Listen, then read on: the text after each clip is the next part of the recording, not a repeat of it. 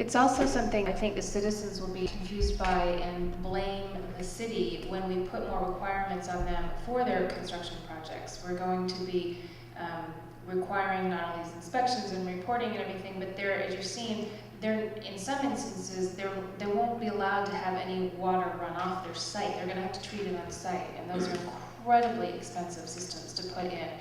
And I would anticipate that people would say, well, the Half Moon Bay planning process is really bad and really difficult, not understanding that we are simply passing along the requirements that have been given to us. Do you have any sense on a percentage basis for, say, a new house going up, what incrementally, it's incrementally more expensive as a result of this? Is it, do you think it's, for a standard family home, is it a 10% or 2%? I don't know, but basically it's more. It's going to cost more to build a home in Half Moon Bay, or no? No, it's we don't have the dollar number. I would think it's maybe close to maybe $10,000 per lot.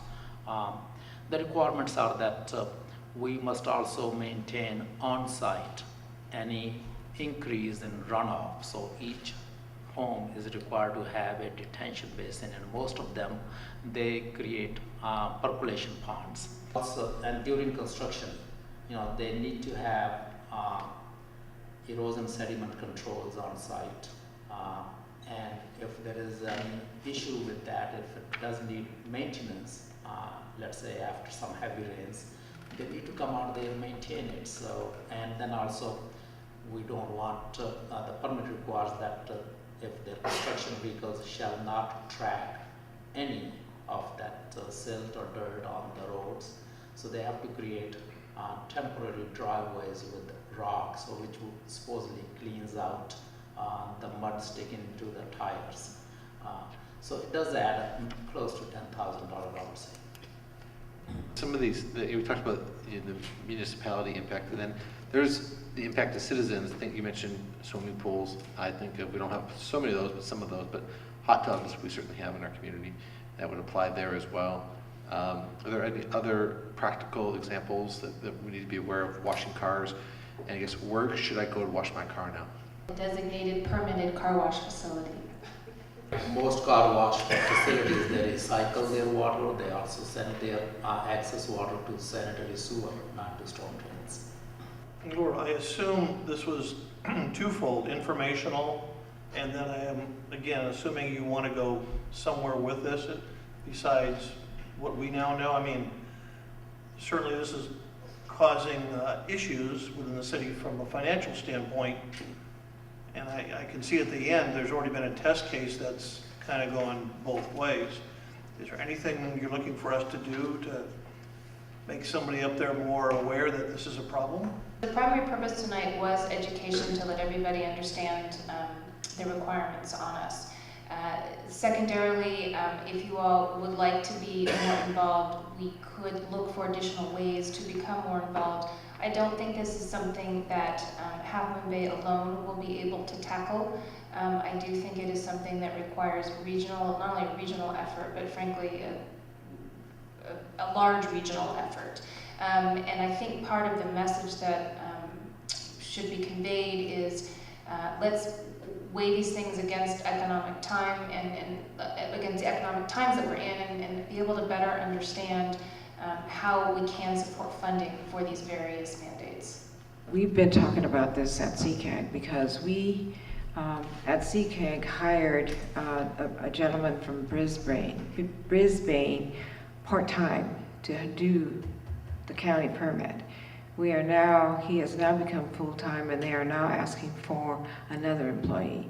So we've watched this grow and get out of hand as far as I'm concerned.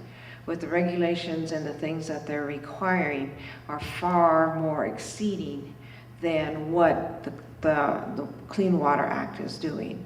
And the fines are outrageous. I think, when you fine somebody because they've turned in something and maybe some of the data, wasn't, like you said, been late, but at least it was there and get fined. So to me, I think it really needs to start being an issue that the cities really need to speak to.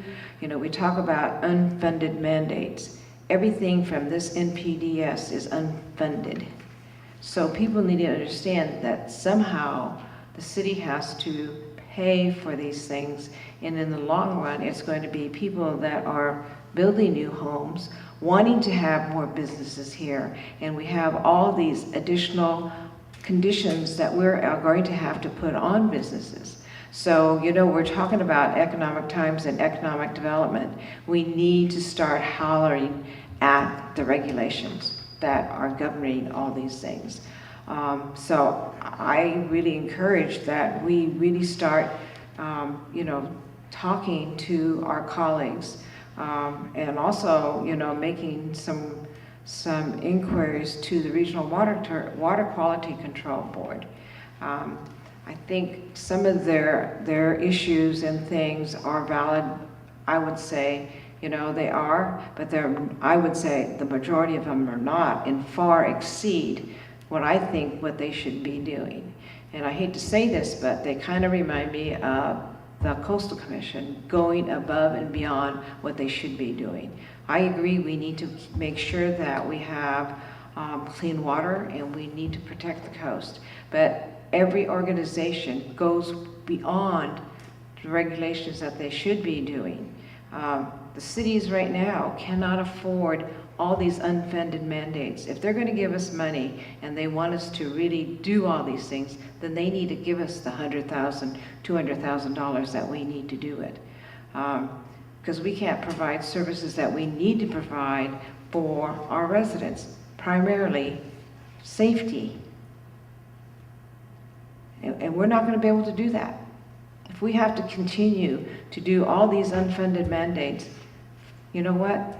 We're all not going to be here providing any services to the city. So I think it's, you know, it behooves us that we need to become active, and to let the Water Quality Control Board know that, you know, it's okay to do these mandates, but you need to fund them, or cut out some of these mandates, because some of these mandates really don't have anything to do with Clean Water Act. That's my personal opinion. So, I mean, we've been talking about this at CCAG, and the more we talk about it and the NPDS requirements on the cities, it's getting to a point where, you know, we just are not going to be afford to allow a business to come into town, because they're not going to be able to afford it. It's really serious. I'm not over dramatizing this, but it's really serious, and we really need to look at this, because we're talking about, we want to have GoPro stay here. We want other businesses to stay here. Nobody's going to stay in San Mateo County or all these other places in California, period. They're going to go to other states. I would like a motion. John, do you want to speak? Oh, John. Oh, oops. Yeah, I'd like to compliment staff on their report this evening. I'm not sure I totally agree with some of the terminology in it, but just let me tell you that with all respect to my fellow council and everyone, that, you know, this board in the San Francisco region didn't wake up in the morning one morning and say, you know what, we're going to work on the stormwater issue. This has been coming for many, many years, and I've heard the comments from our city manager for the last 5 years, to be honest with you, that unfunded mandates, we can't afford it. And I'm not disagreeing with you there. I understand what you're saying. This comes from legislation. This is law that comes down. This is nothing that we as a board made up one day. But I think, putting the other hat on here, you have to realize that a municipality, our role was at first for point source pollution. In other words, what was going out the end of the pipe. And we in the Bay Area and we in America have done a pretty good job cleaning up point source pollution. So the next part of pollution that they're looking at is all the non-point source. And that comes from stormwater. And I can tell you today, I made a U-turn on Main Street. I didn't get stopped, but I happened to see a gardener blowing leaves down the storm drain. And I don't know if he's the one that's disturbed all the raccoons that are living in the storm drains, because they're everywhere this morning at 4:30, they're 5 o'clock this morning.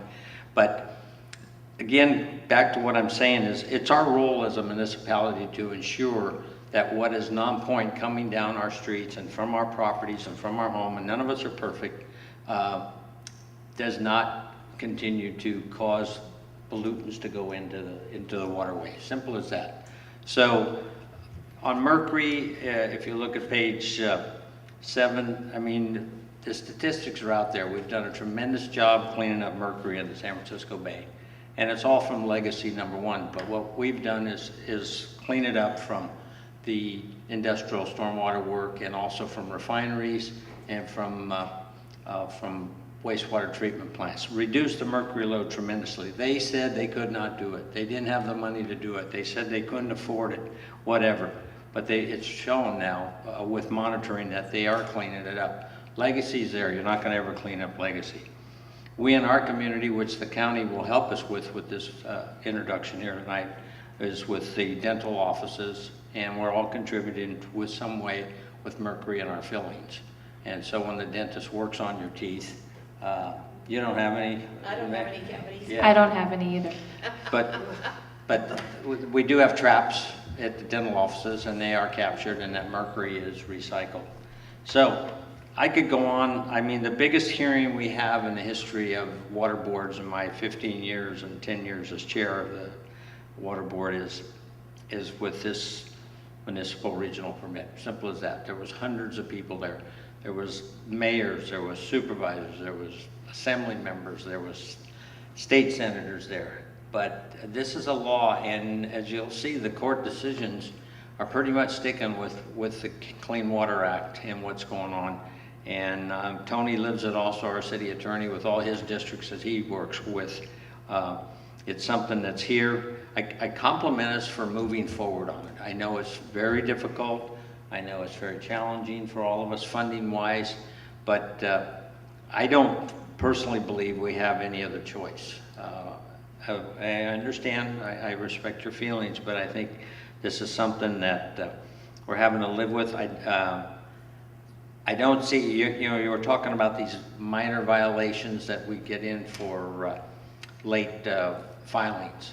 I mean, those are little tiddly little things, but again, we've had mandatory minimum penalties where a violation comes in that came from the state because they felt we as a board were not fining people enough, if you can imagine that.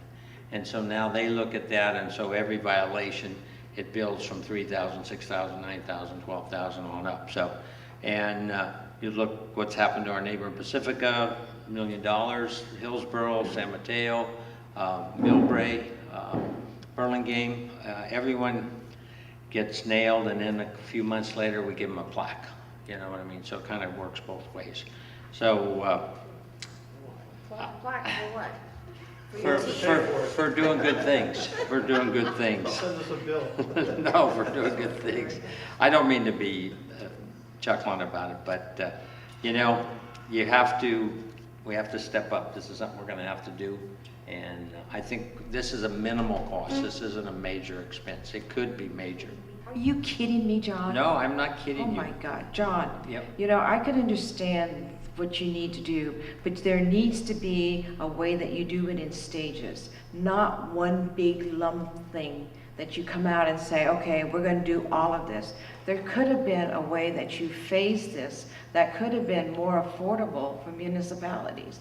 I understand you guys need money, everybody needs money. No, don't tell me you don't need money. If you didn't need money, you would not be fining for minor infractions. And $10,000 for a minor infraction is outrageous for a city that has a budget of $2 million. Now come on, if you can do this in phases, then you know, people I think would be more understanding, but you have added tons of regulations onto the municipalities. I think if staff would support this, this has been done in phases. Is that correct? It's been with population phases. So this has been good. This permit was passed in 2009, and each community with the population rate was phased in 1, phase 2, phase 3. Is that correct? That's right. The earlier permit was issued in early 90s, and that was based on the larger cities, populations 100,000 and more.